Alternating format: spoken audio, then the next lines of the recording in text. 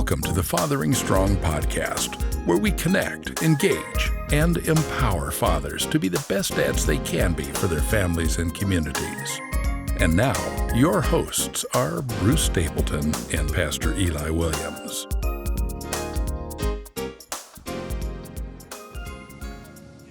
Welcome aboard, everybody. I'm Eli Williams, and this is the Fathering Strong podcast.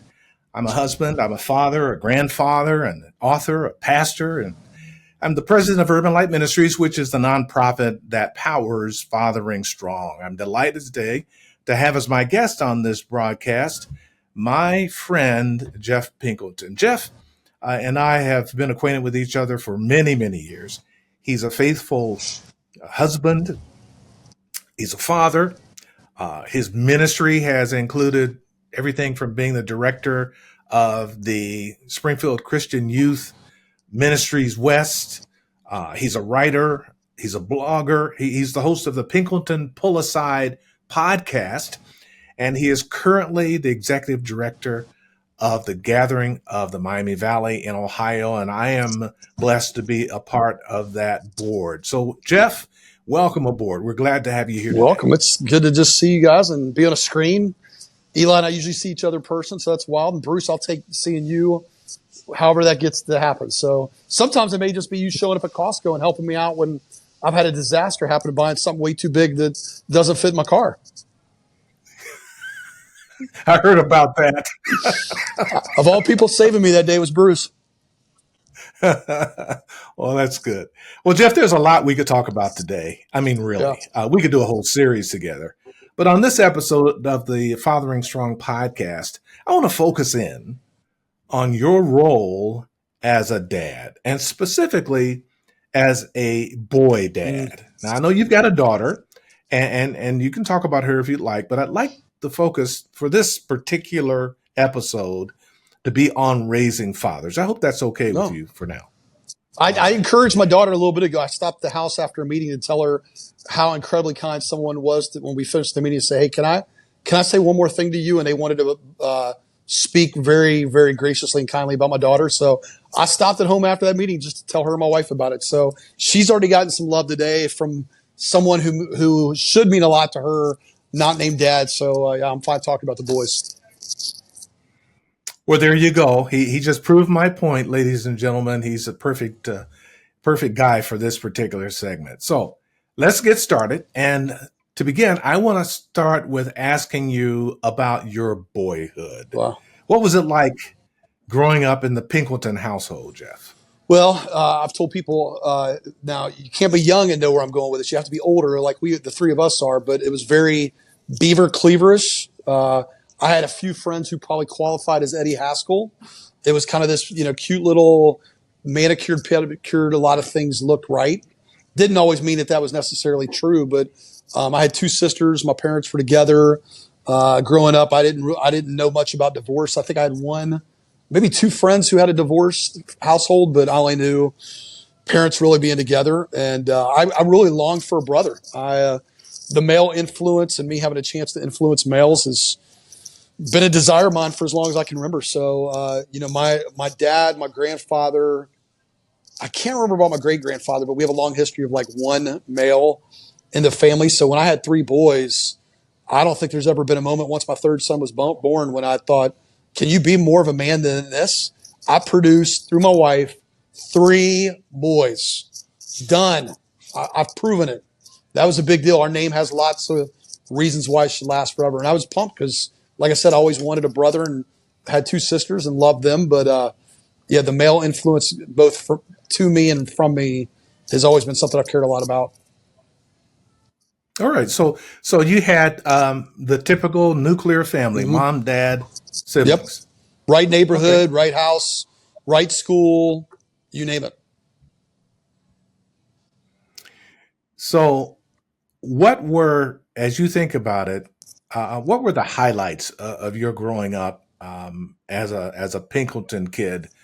What stands out to you? What is a memory that you have that comes to your mind as you think about your boyhood? So I grew up, if people are in Springfield, they know this. If they don't, I grew up in a neighborhood called Raymar Estates. I mean, Eli, you obviously know it. It's been very famous for in June every year. There's a huge garage sale, Christmas lights. If you're heading down to Clifton Mill, south of town, it's a neighborhood that was big for Christmas lights. And I'm always been really cheap. Don't laugh too hard, Eli. You know that I'm cheap. And when my dad was wanting to put up, extravagant lights like my sisters wanted, I said, Dad, don't do it. They're not paying the bill. Nobody's paying the bill.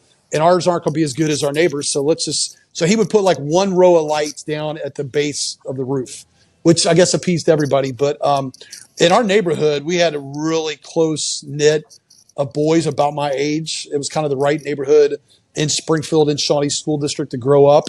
And we actually had, I love telling the story, we had T-shirts made up when we were probably pre-teenage years, and it said Raymar Raiders, and they were black with like glittery looking letters. And our plan was to go around to like Sunnyland and Limecrest and Possum Woods and just challenge those neighborhoods that we were going to beat them in anything. Kickball, wiffle ball, football. We were going to dominate. Like we were that close. I've never heard anybody else say they did that. We had probably about 10 or 12 of us, and we made up neighborhood T-shirts, and we were going to challenge all the Clark Shawnee Possum School neighborhoods in whatever sport. And one of those kids back then, I remember being at his house, 1980 Olympics, the famous Al Michaels, Do You Believe in Miracles? And it's interesting because Summer Olympics are going on right now, and I'll never forget being at that house, really thinking like, okay, I don't follow hockey closely, but I know my country, and I know the Russia hockey team is really good. Did we really just beat them? And USSR against USA. And there were many great memories growing up. We grew up in a small church, 5 or 6 houses down from where we lived. And we'd go down there, me and the neighborhood kids, and play kickball. And it couldn't have been more Americana perfect, what you hope is an ideal growing up. So there you have it, a little bit about the Jeff Pinkleton Boyhood. And by the way, those of you who are listening, viewing this at other places outside of Springfield, we trust that there are many, or at least will be at some point, watching this who are not from Springfield. Springfield is probably the typical small American town, right, Jeff? Yeah. I mean, it's a big city in a small package, basically, So, Jeff, you sound like you were, was it urban or suburban? How would you characterize the neighborhood in which you grew up? It was suburban. I mean, Shawnee, I was not far from Shawnee High School. That's to this day still the neighborhood and the school district that people probably want to be in. I grew up in the era, Eli, you'd remember this. I don't know, Bruce, if you know this, but especially for people who aren't from Springfield, Newsweek magazine did a whole issue about what city best represents Midwest America. And it was Springfield. And the Capelli family used to have I think it's still around, Capelli Greenhouse or whatever. There were 4 other families. They spent the whole issue of that magazine in Newsweek on 5 families in Springfield. And when you think Americana back in that era, late 70s, early 80s, we were featured in one of the biggest magazines at the time on a national level. People talking about Springfield, Ohio. So I hope there's people in Tennessee listening, by the way. Can we give some love to the Tennessee Volunteers, Orange and White, Rocky Top? Let's bring in the Tennessee viewers, listeners. Yeah, go Bucks. All right, so after this time out, we want to talk to you about your becoming a father for the first time. So be thinking about that, Jeff, and we'll discuss it when we come back after this break. This is the Fathering Strong podcast. We dads and father figures need each other. We need a safe, non-judgmental place to share our stories, challenges, heartaches, and joys. Fathering Strong is just such a place. A new online community of connected, engaged, and empowered fathers. Learn more at www.fatheringstrong.com. Welcome back. Our guest on the Fathering Strong podcast for this episode is Mr. Jeff Pinkleton, Boy Dad. Boy Dad. I like that. Sounds good. All right, Jeff. So what was it like becoming a dad for the first time? Share that experience with us. Well, it was great. I mean, I can't, anybody, unless you just don't want to be a good dad, which is nobody. It was joy. I mean, finding out my wife was pregnant, and, I laugh when people always talk about it. I'm sure you guys have both heard this a ridiculous amount of times that, I just want a healthy baby. I was very clear. I want a boy. I said, yeah, do I want the kid to be healthy? 100%. But I wanted a brother so bad growing up. I'm like, I want a boy. I want the family name to go on. I want a boy. And if someone would have told me I would have 4 kids and that the numbers would work out, I was a math major at one point, the numbers would work out 3 boys and 1 girl, I would have said that's exactly what I would love to have happen. So, having Jaden, my oldest, who's now 21, it was pure joy. We didn't find out what we were having with Jaden, and I was blown away. It was a boy. Second one, Ethan, we didn't find out. Blown away again. Super grateful for a boy. Third time, we found out, and when we found out we were having a boy, I remember we had that day. My wife had 2 doctor's appointments. There was a lunch break, so we went to lunch at Leonardo's here in Springfield. And I was really sad. I was like, man, and Kara kind of was too, like, why did we find out? It was all about wanting to be able to have the right stuff if it was a girl. But we loved the surprise. So when we had a 4th, my wife got pregnant, and it was not planned. We were like, oh, we're going to have a 4th. We thought 3. And then when we had a girl, I mean, it was pure joy because I was so glad to finally know what it was going to be like to be a girl dad. But, having 3 boys, it's been one of the greatest joys of my life. So what, for you, Jeff, is the best thing? What's your favorite thing about being a parent? Let me say off the bat, because I think you'll get to this, but in case you don't, I will say it is very, very hard. I think marriage is the hardest thing I've ever. Well, we'll get to the challenging part. Well, okay, good. Well, okay, I don't want to blow past that. I think having 4 kids and definitely 3 boys, it's interesting to see the ways they're very different, and it's interesting the ways they're similar. We've often said our oldest and youngest son have some similarities. Our middle son and our daughter have some similarities, but just at their ages at 21, 19, 17, and 15, seeing where they're coming into their own interests, likes, passions, frustrations, where they struggle, seeing them become like not just kids, but people, adults, their own niche.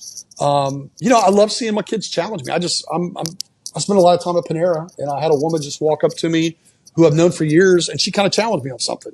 And I said, do you know how loved I feel by you right now? I said, I feel so loved by how you challenge me. And 2 of my kids are pretty good at challenging me. One of them is my daughter, and one's one of my other sons. And they've made me more like Jesus. And it's through failure. It's through me not being a good dad at times. And it's me thinking I know better than I do, or trying to be more molding and shaping versus just handing them over to Holy Spirit and say, you mold and shape. But seeing who they've become and who they're becoming, and new stages and seasons of life with dating and potential marriage and move and all that. It never gets old, and there's always new and things to learn. And if I ever wake up in the morning and think I don't need Jesus, all I got to do is walk down a hallway and see, well, now 3 bedrooms, not 4, because Jaden's not living at home anymore. He's on his own. But So now we get to the challenging part. What is it that is the most difficult for you when it comes to being a parent? So we just took our oldest son out to dinner a couple weeks ago. He lives on his own, and we were talking about kind of his place in life and potential move to Chicago, and a girl he's dating who's great. We love her. And just, he made a comment about, hey, I've got to learn to fail sooner or later. And I'm thinking, well, some of that's happened, and I'm trying to, on one sense, keep you from failing where I can keep you from failing as far as advice, wisdom, making you think about things. But, finding that balance between parenting children versus parenting adults and handing them over to the Lord and say, okay, I still have a role. What is it? Less is probably more. Listening more than speaking is probably better. And I feel like I know a whole lot less about being a dad right now, 21 years in, than I did at any point in my life. I want to be encouragement. I feel like I'm leaned in more to praying for them at this point than I did when they were younger. And I would not want anybody to mirror my prayer life with my kids. It could have, should have been better. But, knowing what's my part, what's their part, and where God's just good and he's going to do what he's going to do. And I don't need him to be me. I've told him time and time again, two things I've always said is, I don't want you to be me, and I want you to have every advantage that me being your dad is, and everything that's a negative and crapola, pray it out. And, you're not, I'm not trying to create a mini version of myself. All right. So you now have raised, or still in the process of raising 4 children, and you've shared with us your joys and some of the challenges of being a dad. That's good. Where I want to go next is, what advice would you give a young man who is about to become a parent, or expects to at least someday in the future become a parent? What would you tell them about being a father? And before you answer that, we're going to take our final time out, and we'll come back. This is Eli Williams. Jeff Pinkleton's with me. He's our guest on this installment of the Fathering Strong podcast. We'll be right back. Do you know a new father who could benefit from a basic introduction to healthy fathering principles? Pops 101, a free online course consisting of 4 one-hour sessions in English or Spanish, could be perfect for him. Pops 101 lays out practical steps toward becoming the protector, order keeper, provider, and stabilizer his child needs. Learn more at urbanlight.org. Thanks for being with me. Jeff Pinkleton is our guest today on the Fathering Strong podcast. He is the executive director of the Gathering of the Miami Valley. Now, that is a men's fellowship here in the Miami Valley, which is the Dayton, Ohio region of Ohio, West Central Ohio. You want to say just a word about the Gathering, Jeff, what that is, and how it might be of interest to some of the men who are following along here on our podcast? Yeah, our tagline is connecting men to men and men to God. And I had lunch with a guy today who I've never spent time with one-on-one. And like I told him, I said, the one thing we have really going for us, and you've already alluded to it, you're on the board, Eli, and God has given us great favor with people who have come in and been a part of our breakfasts or lunch series or retreats or on the podcast. And we have great board members like you and Scott Griffith and Joe Collinsworth and Steve Stuckey and Carter Click and the rest. And, I just think I'm blessed to be around people who are way better than me and provide a lot of wisdom and insight and experience. And yeah, I think any guy that gets involved with us, as much as they may bless us, we may bless them. It's almost a little contest between who gets more of the blessing, them or us. Glad that you and I have had this season where we're not just working with kids together or sunshine clubs or whatever, but we're doing stuff to empower, equip, encourage men. All right. Well, my final question for you. What advice would you, Jeff, give a father about raising boys especially? Yeah. I think, we talk so much about a father's purpose in providing. We talk about that all the time, and that's good. When I talk about my dad, I always talk about he was a provider, good home, opportunities, experiences, all that kind of stuff. But, it's funny that we're doing this today. Literally this morning when I woke up in the middle of the night, I felt like God gave me a phrase, and some of these words are used together some, but I think it applies right now. And it's, life is made up of minutes, of moments, and memories. And it's easy to think moments and memories are tied together, or moments and minutes are tied together. But, I know you too well enough to know, certainly you, Eli, Bruce, you as well, that I'm incredibly blessed when I look at my life and think about a memory or a moment.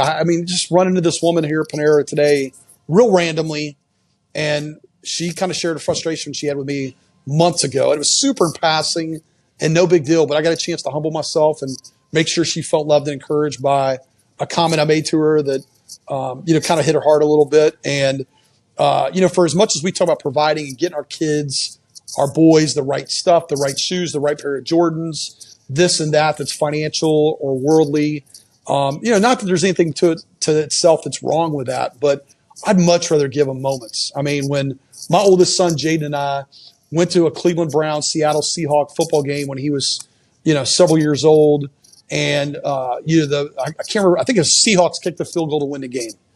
And then we go to a Steelers-Titans game, the last time the Steelers won the Super Bowl, and it was the last loss of the year. And that image was my Facebook profile picture for years until he was so young. I'm like, okay, people are like, can you give us a different picture of Jaden?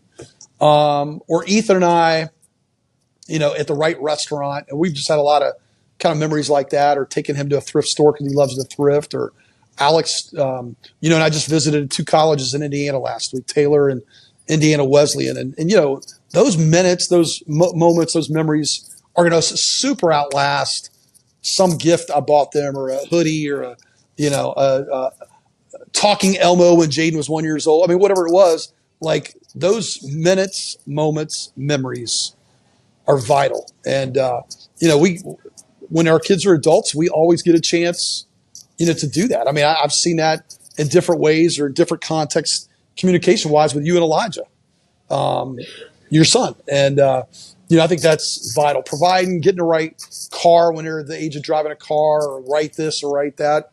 They have their place, but let's create great memories and moments that are going to last forever. And they might be the smallest, most simple, subtle things. But, my dad used to take me to breakfast when I was, I think, in 8th grade, 7th grade, at a new place that just reopened, a cafe over by the old Possum School. And there was nothing super significant about it. I would get 2 chocolate Bismarcks and a glass of milk. My dad would get 2 eggs and toast, probably a cup of coffee. I remember to this day what we ordered. He ordered the same thing every time. I ordered the same thing every time. It was not a big deal. He took me to Indianapolis 500. He took me to Final Fours. Those were great. They were awesome memories. But I remember him taking me to Gamble's right across from Possum, and then I'd go to school, and he'd go about traveling for work. And those moments meant a lot to me. That's very wise advice, Jeff. Thank you so much. We tell fathers all the time that it is so important for you to set aside time on a regular basis for your children, because they value that more than anything you can buy them, and more than anything you can give them. It's your time. Children spell love, time, and your minutes, moments, and memories certainly goes right along with that idea that giving of your time is the best gift you can give your children. And that wraps up today's podcast. Can I say one more thing? This episode of Fathering Strong. Sure, go ahead. You told me we were going to be on here for like an hour to hour and a half, and it says 22:41 up here.